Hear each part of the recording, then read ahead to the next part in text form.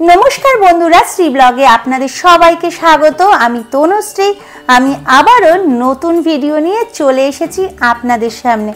आजके आमी आपनादेरके निये जाब हुगली बैद्यबाटीर माधवजी गौड़ीय मठे।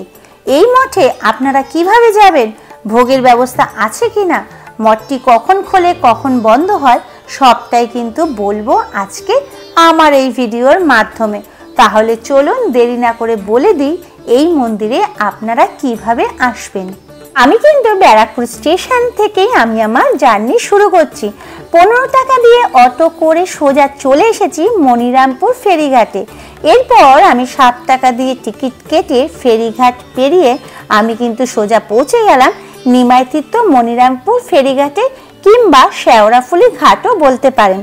আপনারা যদি চান হাওড়া থেকে যে কোনো লোকাল ট্রেন ধরে 10 টাকা ভাড়া দিয়ে প্রথমে শেওড়াফুলি স্টেশনে যাবেন, তারপর সেখান থেকে অটো কিংবা টোটো ধরে সোজা পৌঁছে যান কোল ইন্ডিয়া মোড়।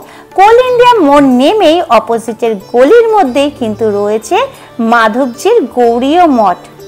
এই মঠটি খুবই সুন্দর এবং পুরো মঠটি সুন্দর হাতের কারুকার্যে পুরো ভরা। যত দেখছি ততই যেন আমি অবাক হয়ে যাচ্ছি। সত্যি এই মঠের শিল্পের হাতের কাজের কিন্তু প্রশংসা করতে হয়, খুবই সুন্দর এবং নিখুঁত। মন্দিরে ঢুকতেই সামনে উপরের দিকে রয়েছেন ভগবান শ্রী বিষ্ণুর চতুর্থ অবতার নরসিংহ ভগবান। এখানে খুব সুন্দরভাবে ভগবান শ্রী নারায়ণ নরসিংহ রূপে রাক্ষস হিরণ্যকশিপুকে বধ করেছিলেন এবং তার ভক্ত প্রহ্লাদকে রক্ষা করেছিলেন। সেই পৌরাণিক কাহিনী কিন্তু এখানে খুব সুন্দরভাবে ফুটিয়ে তোলা হয়েছে। এবার চলুন আমরা মঠের ভিতরটা একটু ঘুরে দেখি এবং আমরা ভগবানকে দর্শন করি। মঠের ভিতর ঢুকেই রয়েছে বিশাল বড় নাট মন্দির। নাট মন্দিরটি সাদা মার্বেল পাথর দিয়ে তৈরি। নাট মন্দিরের সামনে রয়েছে মূল মন্দিরের গর্ভগৃহ। গর্ভগৃহকে প্রদক্ষিণ করার জন্য কিন্তু রয়েছে অনেকটাই জায়গা। নাট মন্দিরের ভিতরে রয়েছে একটি বড় গরুর স্তম্ভ। এছাড়া নাট মন্দিরের দেওয়ালে রয়েছে শ্রী বিষ্ণুর 10 অবতার, বুদ্ধ অবতার থেকে শুরু করে পরশুরাম অবতার।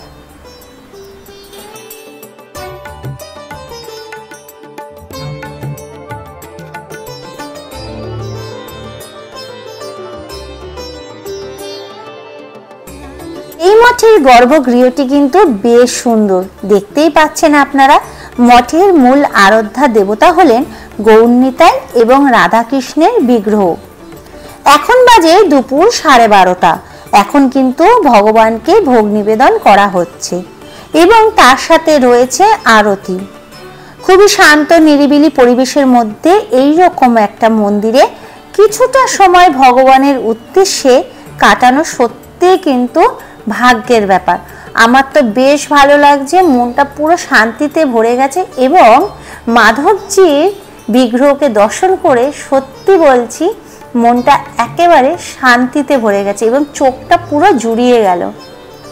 আপনারা যদি চান এই রকম একটা মঠে আসতে, তাহলে কিন্তু কোনো একটা ছুটির দিনে চলে আসতেই পারেন। আপনারা যদি আসেন দেখবেন আপনাদেরও খুব ভালো লাগবে। এবার বলে দিই এই মঠটি কখন খোলে। সকাল 4:30টার সময় এই মঠটি খোলে এবং বন্ধ হয় বেলা 1টার সময়। আবার বিকেল 4:30টার সময় খোলে এবং সন্ধ্যা আরতি হওয়ার পরে রাতে কিন্তু 8টার সময় বন্ধ হয়ে যায়। এখানে কিন্তু খুব সুন্দর ভোগের ব্যবস্থা রয়েছে। এই যে জায়গাটা আপনারা দেখতে পাচ্ছেন, এখানে কিন্তু সকল ভক্ত বলুন কিংবা দর্শনার্থী সকলকে কিন্তু এখানে ভোগ খাওয়ানো হয়।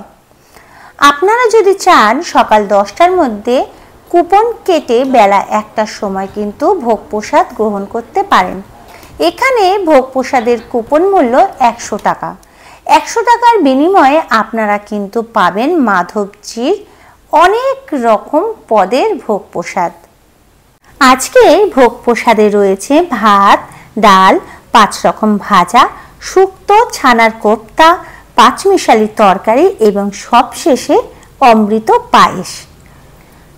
মাধবজির এই প্রসাদ কিন্তু খেতে খুব সুস্বাদু। একবার খেলে বারবার আপনাদের এই প্রসাদের জন্য কিন্তু আসতেই হবে এই মঠে।